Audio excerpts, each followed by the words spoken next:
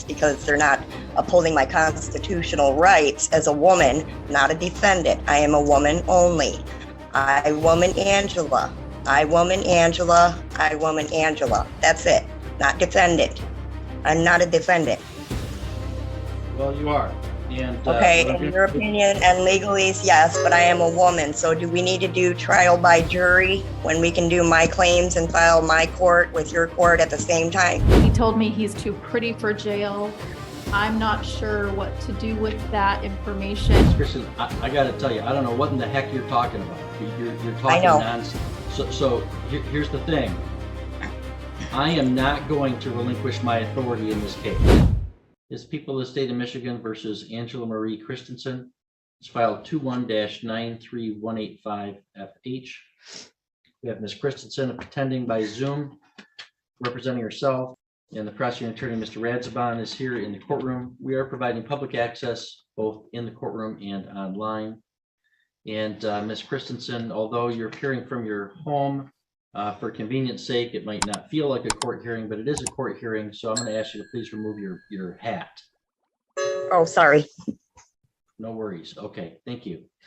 All right, so as we begin the hearing, just like last time, I'm required each time to remind you that you do have the right to the assistance of a lawyer if you wish. And that includes the right to a lawyer at public expense if you were indigent, and that you've previously waived that right and wish to represent yourself. And so I guess I want to ask you again, do you reaffirm that you'd like to represent yourself in this matter, or would you like to have a lawyer? No, I would like to self-govern, and I stand on my paperwork. Okay, so what we have today, you did file 4 written notices that asked for some type of relief. And we had adjourned the hearing to today for any argument on that. So the prosecutor has had a chance to review them. So Ms. Christensen, you say that you stand by the paperwork, and that's fine. I do have the paperwork in front of me. Is there any argument that you'd want to make on your behalf right now to me in support of those claims, or do you wish to just rely on the written pleadings you filed? It is my wish to stand on my paperwork. Okay. Mr. Radzaban, do the people have any argument in opposition to those 4 notices?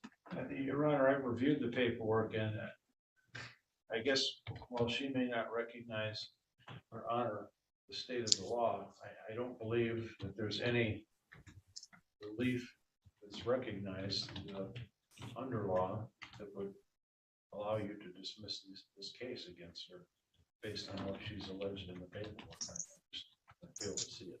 Okay. All right. Well, Ms. Christensen, now I'm going to make a ruling on the notices, which I'm construing as some motion or request for relief. And I've got a written order that I'll enter. I'll read it at this point. Defendant, who at this point in the case is representing herself, has filed 4 handwritten notices. These notices appear to seek relief in one form or another. As to the first notice, defendant asserts that she is a woman and not a defendant. The court finds that Angela Christensen is both a woman and a defendant in this criminal action. To the extent her notice seeks relief, such relief is denied. As to the second notice, defendant demands that any man or woman with a claim against her appear and present such claim in open court. To the extent that this notice seeks to invoke defendant's right to confront her accusers, this court will enforce that right. However, the right of confrontation does not require the complaining witnesses to appear at all pretrial hearings, but only the trial or any necessary evidentiary hearings. So to the extent that this notice seeks to require the appearance of any complaining witnesses at all pretrial hearings, such relief is denied. As to the third notice, defendant asserts that this court lacks authority over her and that only her creator has that authority.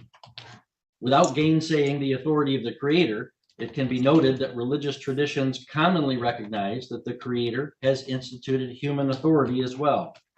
In this matter, the people of the state of Michigan, through ratifying the 1963 state constitution, as well as its predecessor constitutions, have established this court and its authority. The people of the state of Michigan, through their elected representatives, have established laws that apply in this court. And the people of this county have elected this judge to serve in this office. And this court has subject matter over this felony prosecution and has personal jurisdiction over this defendant. Any relief sought by this notice is denied. As to the fourth notice, defendant claims that this court and the government exist only because she allows them to exist. To the extent that this assertion reiterates the proposition that our constitutional republic is founded on the consent of the governed, such proposition is axiomatic as a general matter. However, this proposition does not require that the government must obtain consent or permission from each individual person before exerting governmental authority over that person. Such an idea is nonsense and would result not in a constitutional republic, but in anarchy. This defendant's views would render all the criminal laws null and void, which is legally and practically absurd. Therefore, any relief sought by this notice is also denied. All right, so Ms. Christensen, all of the claims and papers that you have filed, I have found to be lacking in legal and factual merit, and I have denied any such relief. And I'm entering a That's order fine. of- Can you please stop referring to me as a defendant? And I guess the next step will be, I guess I got to do the actual filing of the claims if you're going to deny all of those. No, those, I don't know what claims you're talking about. You filed some claims or notices or requests. No, I What did do not you- even file my claims yet. I did notices. I did not file my claims yet. I've been putting that off because I really don't want to have to file claims and ruin people's lives and ruin their jobs because they're not upholding my constitutional rights as a woman, not a defendant. I am a woman only. I, woman Angela.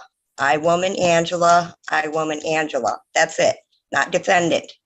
I'm not a defendant. Well, you are. And Okay, what I'm in gonna- your opinion and legalese, yes, but I am a woman. So do we need to do trial by jury when we can do my claims and file my court with your court at the same time? Because that's Oh, going to be my next step, to file claims against everybody involved in this case. Because there is no verified claim, and complaints and claims are two different things. I don't want to file claims. I'm trying very hard, and I've been trying hard to not do that. But I guess if we got to keep going, that's my next step. And I will file proper claims with the proper people and the insurancing for the bonding. So I don't know what you want to do at this point, and I really don't want to have to do that. Ms. Christian, I got to tell you, I don't know what in the heck you're talking about. You're talking know. nonsense. So here's the thing. I am not going to relinquish my authority in this case. I'm not. All right. The prosecutor's office can dismiss the case. They're choosing not to. So that means we do have to go forward to a jury trial unless you want to Okay. plead guilty. All right. But what I'm I'm not also gonna going do to do is your ramblings here today and at previous hearings, and after I reviewed your written notices, it's clear to me that you have no concept of the legal and factual issues at stake. And I would never know anything and- about legalese on. because I never went to Hold on. school to do the legalese. So I don't understand that part. All right, you're illustrating my next point, and you have no respect for the authority of the court. Self-governance feels empowering here because it avoids submission. But legally, competence isn't about confidence, it's about function. When filings and arguments stop advancing the case, the court isn't punishing belief, it's protecting procedure. That choice trades perceived autonomy for forced representation. Continue to interrupt me and such, and file these nonsense claims. So I am hereby withdrawing my consent for you to represent yourself. I'm referring this matter to the Office of Assigned Counsel for appointment. So any papers you file in this case, I will reject because they have to be filed. Well, I through don't your- accept that offer, and I do not require you to give me any court-appointed attorney, and I will self-govern because that is my right. I don't want an attorney. I don't do legalese. I'm sorry. I'm not trying to be rude or disrespectful. I'm trying to be very decent. Well, I stand on my paperwork and I'll do the rest of my paperwork. I will keep doing it, and now I'm going to file my claims, so that's fine. But no, I don't need no legal counsel. I refuse that offer. I do not accept that offer. I'm sorry. With all due respect to you, I don't accept that. Well, Ms. Christensen, it wasn't an offer. So we are scheduling this next for a docket call on February 14th at 10:30 in the morning. And I'll refer it to the Office of Assigned Counsel for you to have an attorney at that hearing. You are no longer allowed to represent yourself in this matter, and you will be in person in my courtroom at that date and time. I'm sorry, but I cannot be there. I can do it via Well- Zoom, and I don't accept that offer either unless you want to compensate me for my gas and my time, because I can't do that. I can't even afford to. Sorry. Ms. Christensen, it's not an offer. I want to have you here because you've expressed such disregard for the proceedings. I want to have you here so you can meet your attorney. Ms. Christensen, stop interrupting me. It's not an offer. You will be here, or I will issue a warrant for your arrest if you refuse to attend in person. All right, we'll see you February 14th, or I'll issue a warrant for your arrest. You have a good day. You have a nice day.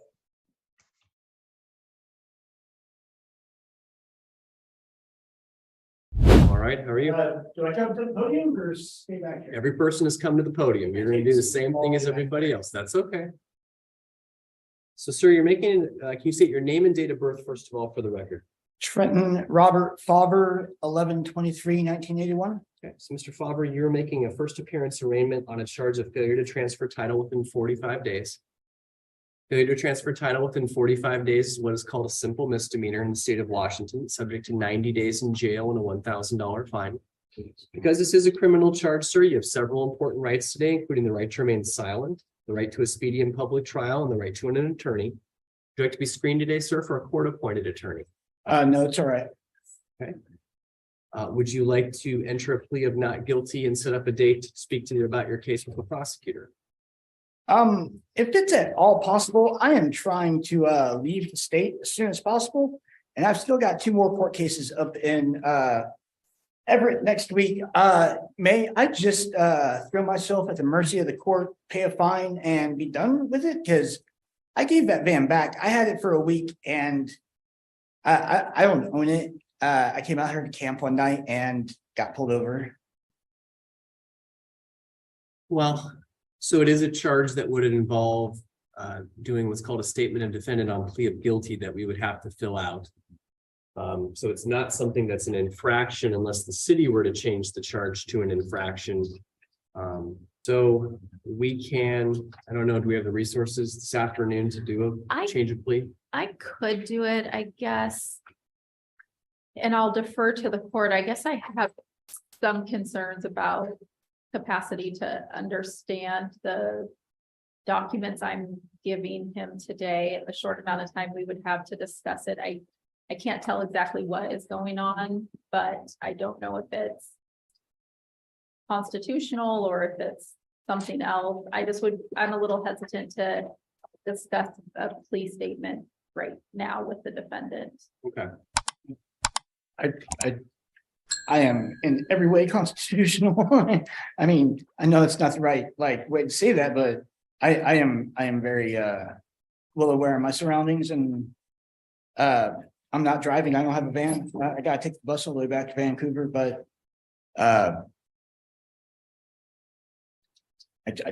made my friend drive up here earlier this morning, and it's just been a long morning so far. And if the court wants me to prepare paperwork, I obviously will. I just wanted to put that on the record. Yeah, it looks like he comes to us from Montlake Terrace, Washington. It's like it's the mailing address. It sounds like he doesn't have transportation. So certainly for a future court date, the only court appearance in our court that requires an in-person appearance right now is the arraignment. Meaning a future court date, including a date for case resolution, could be done over Zoom. Okay. If you've appeared for court on Zoom before. So it's not a scenario where if we don't resolve the case today, you're coming back down here multiple times. That's not really going to be necessary, at least.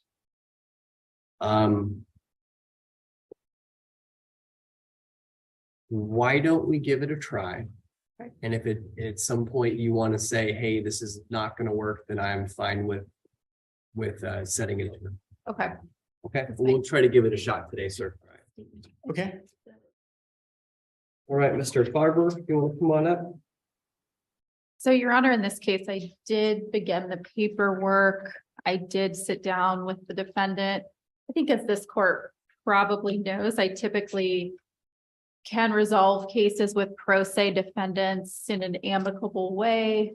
I typically feel like they knowingly are entering into this resolution. And speaking with Mr. Faber, he keeps asking whether he can just pay a fine and be done with this. I did indicate that the city's request, if he wants to plead to a misdemeanor, would be 1 day in jail or 2 days work crew. He told me he's too pretty for jail. I'm not sure what to do with that information. He also told me he couldn't, well, hold on. This was about how our conversation went. He told me he won't be staying in Battleground. Then he indicated to me he wanted to appear by Zoom. Then he indicated to me he wanted to provide additional documentation. I again asked him if he wanted to be screened for a court-appointed attorney, but then he said, no, he wants to be done with this. I have given Your Honor the paperwork that I began drafting.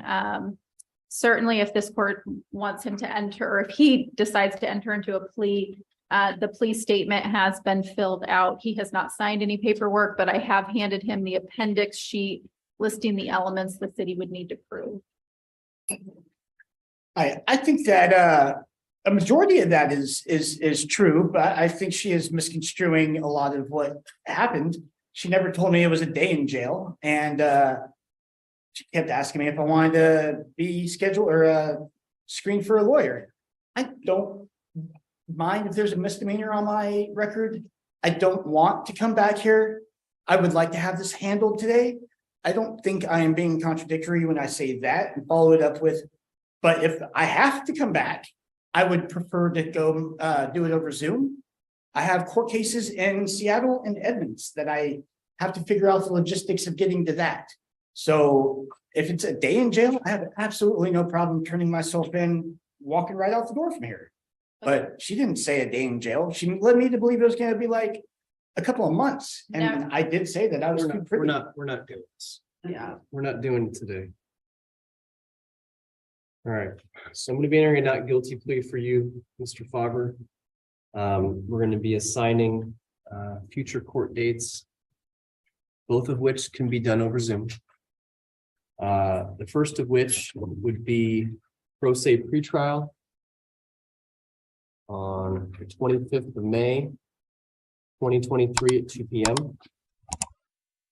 The second would be a readiness hearing on June 15th, 2023 at 2 p.m.